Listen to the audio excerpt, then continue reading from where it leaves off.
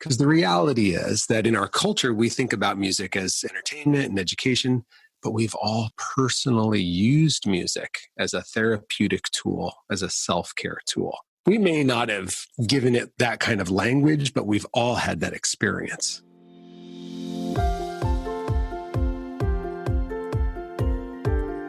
Hi, my friend. Welcome back to the Powerful and Passionate Healthcare Professionals podcast. I'm your host, Sabrina. I am a cardiothoracic surgery PA, a public health practitioner with a background in neuroscience, and a peak performance coach.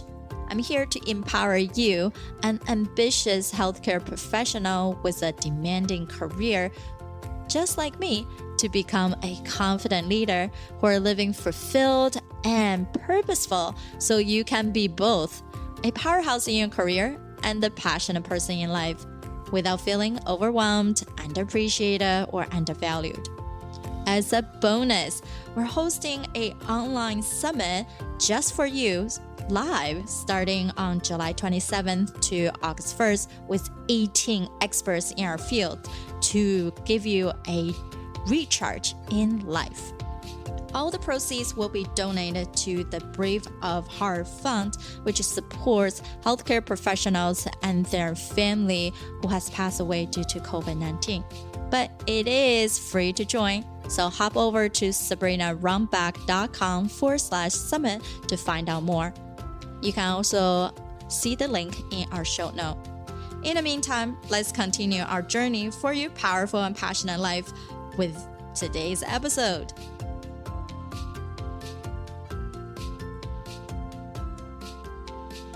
Our speaker is Tim Ringgold. All right. Tim has been a professional music therapist and board certified in Orange County, California since 2008. And he is also the book author of Sonic Recovery, Harness the Power of Music to Stay Sober. He provided music therapy for thousands of teens and adults in residential treatment and also a sought-after international speaker, having shared stages with many thought leaders, including Tony Robbins. And he was the first person to give TED Talk on music therapy in 2012. And Tim is also a former regional president of the American Music Therapy Association. Welcome, Tim, to talk to us today. Thank you.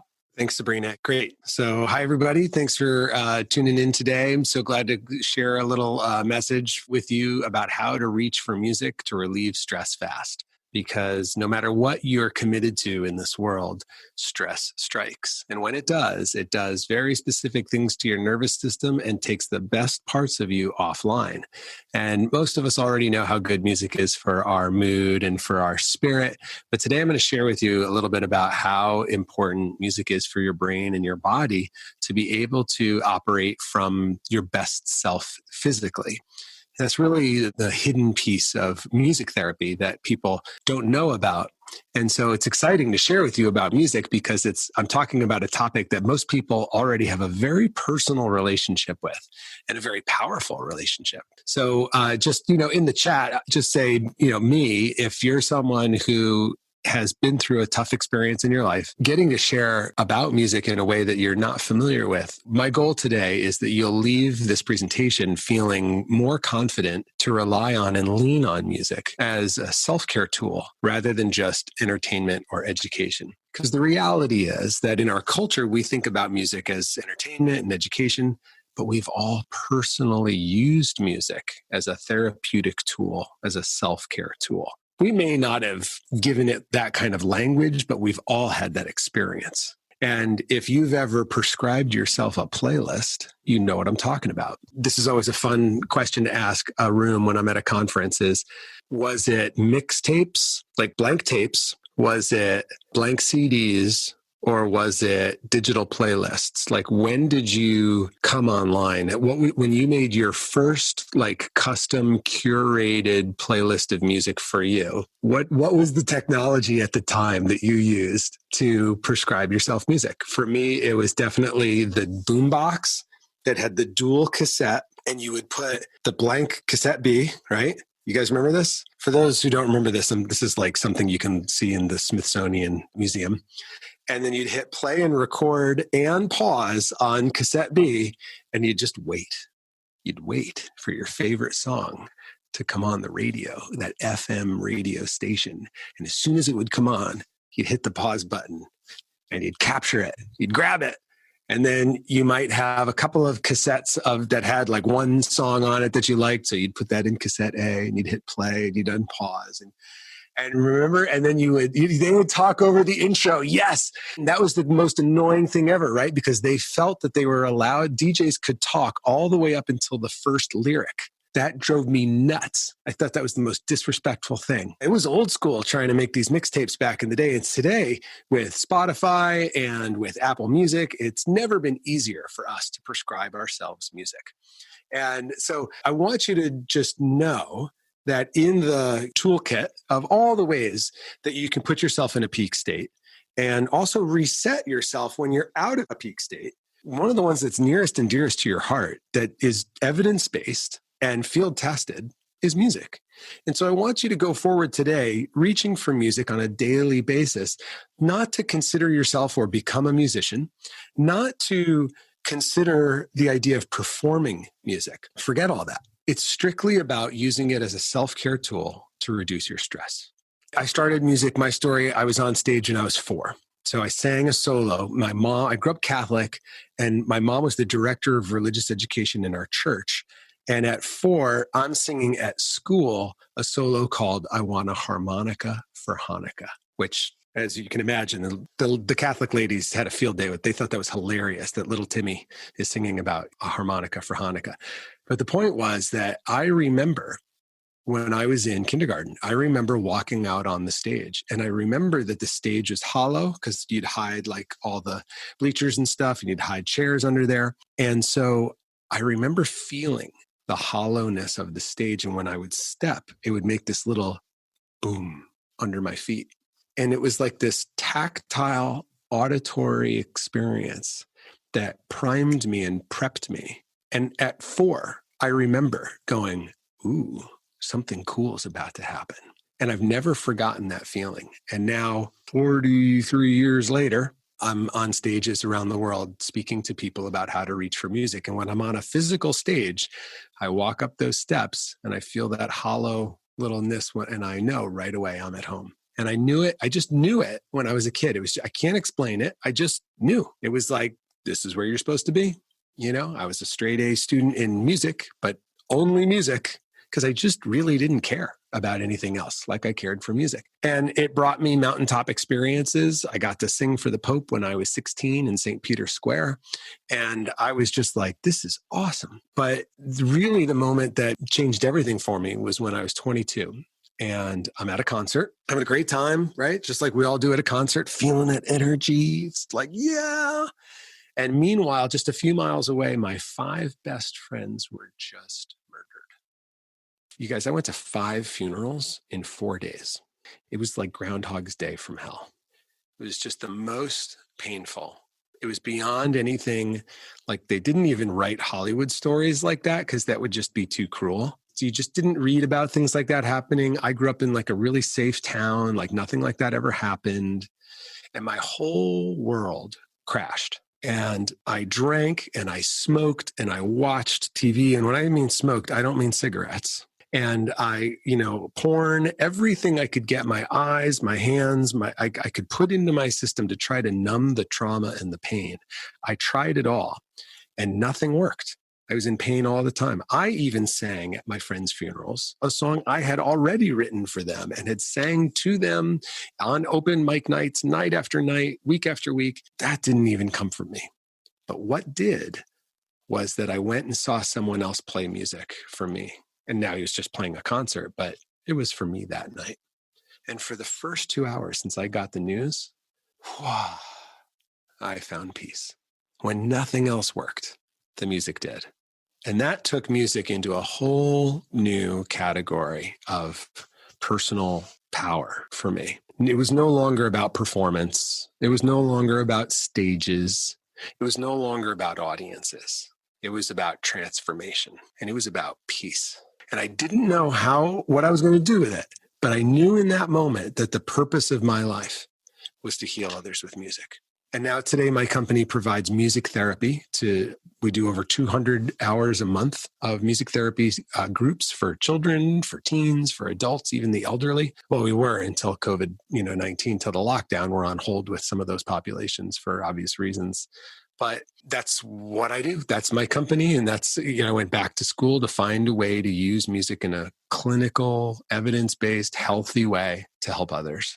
And so today I'm just going to show you a couple of ways, like why music's so powerful, what it specifically does for you.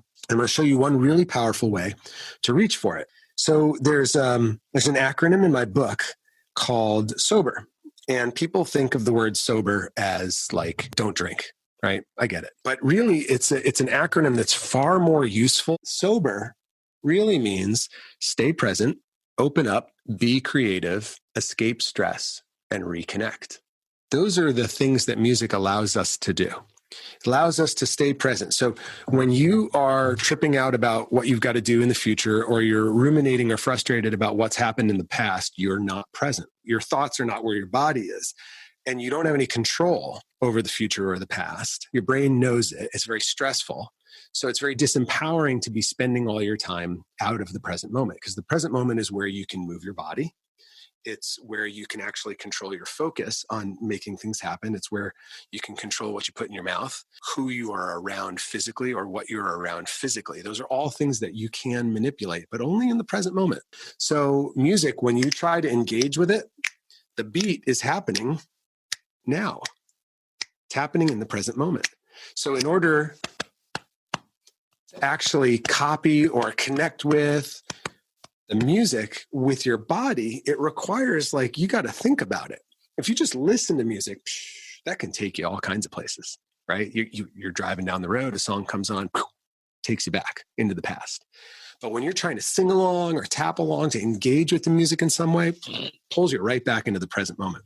So helps us stay present, helps us open up. We don't have to talk to somebody about what's going on for us. We can bang on a drum, we can sing.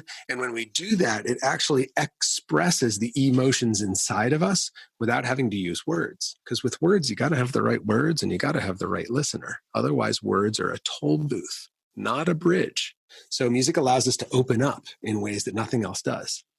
It's also really important because all of us are solving problems on a daily basis right now because of the lockdown. And the muscle we use to solve problems is creativity. When your brain's in stress mode, it's in reactivity mode. So your nervous system has 3 gears.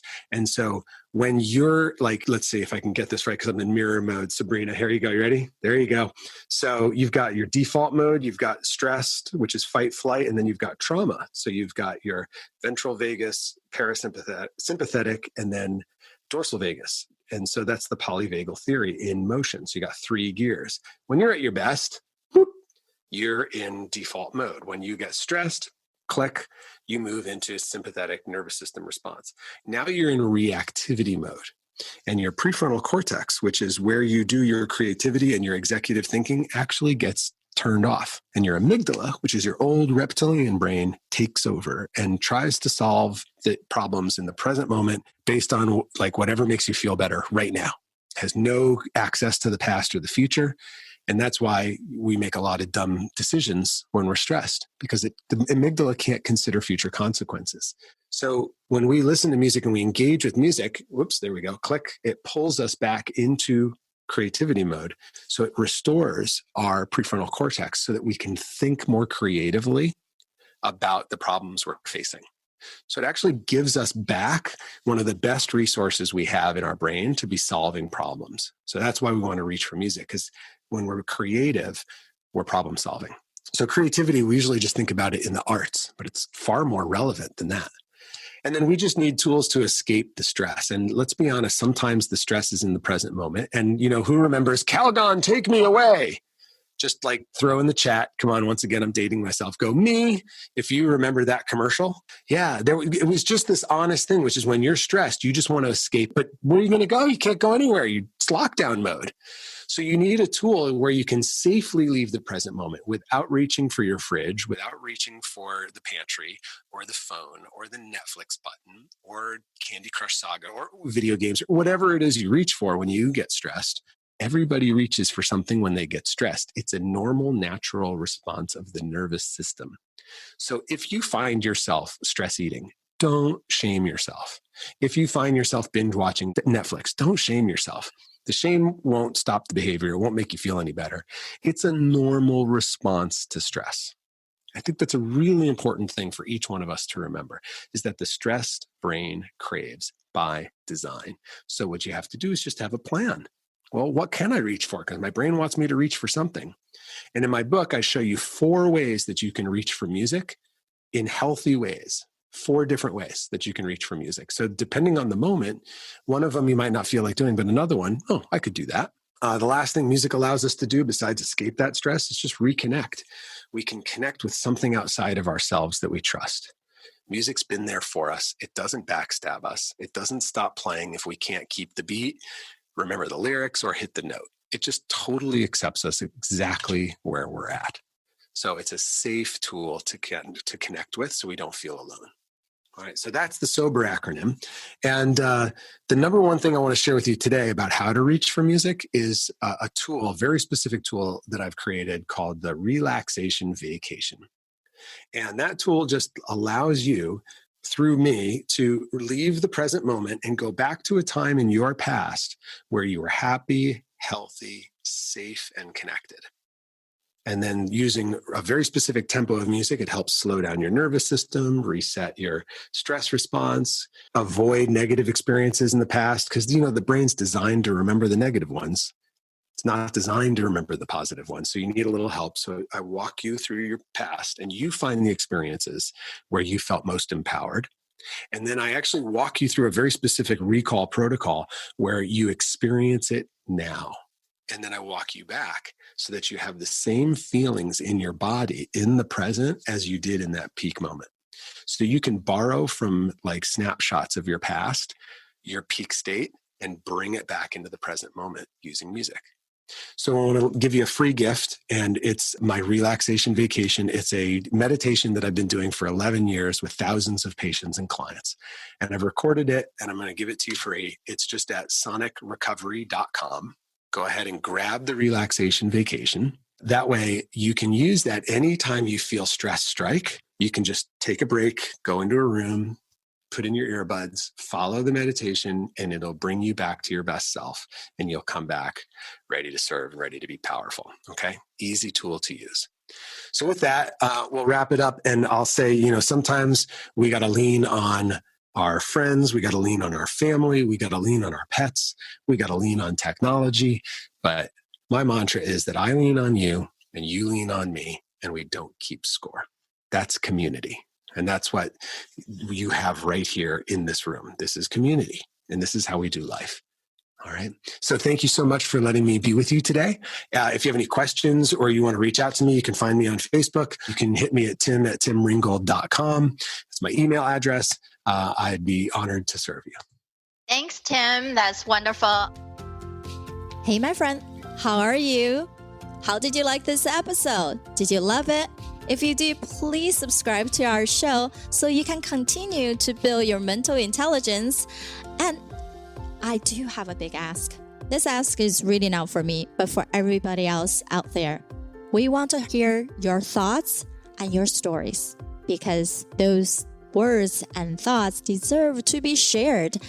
When you share your stories, then you inspire others to take action. You empower them to live into a purposeful and fulfilled life as well. And together, we can be both powerful and passionate, where we can overcome any mental roadblocks keeping you from success. We can be both powerful and passionate, where we're no longer distracted by mundane busy work and focus only on the things that truly matter. We can be both powerful and passionate, where you feel energized from the moment you woke up to the time you go to bed. Join me, and together we can create a life where you can be both powerful and passionate.